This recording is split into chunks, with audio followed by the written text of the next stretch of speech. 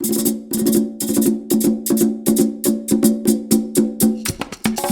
Friends, educate Bharat में मैं आपका स्वागत करती हूँ। केरल भारत का पहला पूर्णतः डिजिटल साक्षर राज्य बन चुका है। फ्रेंड्स, ये बड़ी ही खुशी की बात है भारत के लिए। आइए हम देख लेते हैं कि भारत का जो केरल है, इसके डिजिटल साक्षर होने का क्या लाभ है भारत को और स्वयं इस राज्य को। केरल ने हाल ही में भारत की डिजिटल यात्रा में एक महत्वपूर्ण उपलब्धि हासिल की है, जब वह पहला पूर्णतः डिजिटल साक्षर राज्य बना। यह उपलब्धि डिजी केरल परियोजना के पहले चरण के सफल समापन का प्रतीक है। इस पहल का उद्देश्य नागरिकों को बुनियादी डिजिटल कौशल से लैस करके डिजिटल खाई को पाटना था। राज्य के मुख्यमंत्री पिनाराई विजयन ने सभी स्थानीय निकायों में सर्वेक्षण और प्रशिक्षण के बाद इस उपलब्धि की घोषणा की है। अब बात कर लेते हैं सर्वेक्षण और प्रशिक्षण कवरेज की। डीजी केरल परियोजना में 83.46 लाख परिवारों के 1.5 करोड़ लोगों पर सर्वेक्षण किया गया, जिसमें 21.88 लाख डिजिटल रूप से निरक्षर व्यक्तियों की पहचान की गई। लगभग सभी 21.87 लाख या 99.98% ने प्रशिक्षण को पूरा किया और ये लोग मूल्यांकन में उत्तीर्ण हुए। इस व्यापक कवरेज से यह सुनिश्चित हुआ कि कोई भी जनसांख्यिकीय वर्ग पीछे न छूट जाए। समावेशिता और सुलभता। इस कार्यक्रम में वरिष्ठ नागरिकों सहित सभी आयु वर्ग के लोग शामिल थे।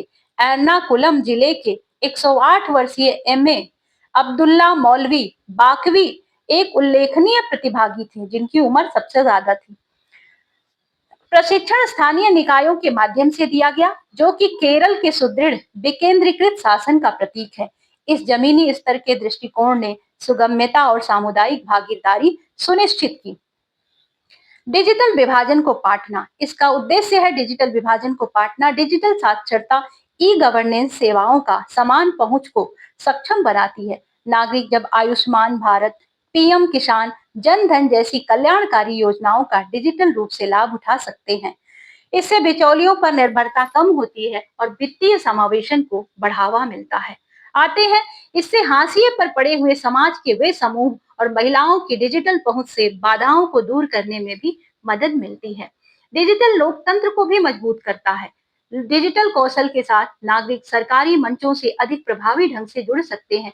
वे अपनी शिकायतों को दर्ज कर सकते हैं, सूचना का अधिकार आरटीआई के तहत आवेदन कर सकते हैं और ऑनलाइन नागरिक गतिविधियों में भाग ले सकते हैं। इससे शासन में पारदर्शिता और जवाबदेही को बढ़ावा मिलता है। यह लोगों को अधिकारियों को जिम्मेदार ठहराने का भी अवसर देता है।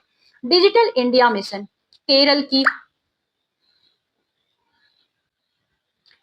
केरल की सफलता अन्य राज्यों के लिए एक अनुकरणीय मॉडल प्रस्तुत करती है। केवल बुनियादी ढांचे पर केंद्रित परियोजनाओं के विपरीत डिजी केरल जमीनी स्तर पर प्रशिक्षण पर जोर देता है। यह सुनिश्चित करता है कि डिजिटल उपकरण सभी नागरिकों तक पहुंचे और उनका प्रभावी ढंग से उपयोग किया जाए। यह दृष्टिकोण डिजिटल इंडिया मिशन के व्यापक लक्ष्यों के अनुरूप है। आर्थिक और सामाजिक सशक्तिकरण किस प्रकार होगा? तो डिजिटल साक्षरता आजीविका के अवसरों और स्वयं सहायता समूहों की गतिविधियों को भी बढ़ावा देती है। यह प्रासंगिक कौशल प्रदान करके कमजोर समूहों के बहिष्कार को कम करती है। छोटे व्यवसायों और उद्यमियों को बढ़ी हुई डिजिटल क्षमताओं का लाभ मिलता है। यह समावेशी आर्थिक विकास और सामाजिक उत्थान में योगदान देता है। शासन में लचीलापन। डिजिटल रूप से साक्षर जो व्यक्ति है या आबादी है, महामारी और प्राकृतिक आपदाओं जैसे संकटों का बेहतर ढंग से सामना भी कर सकती है।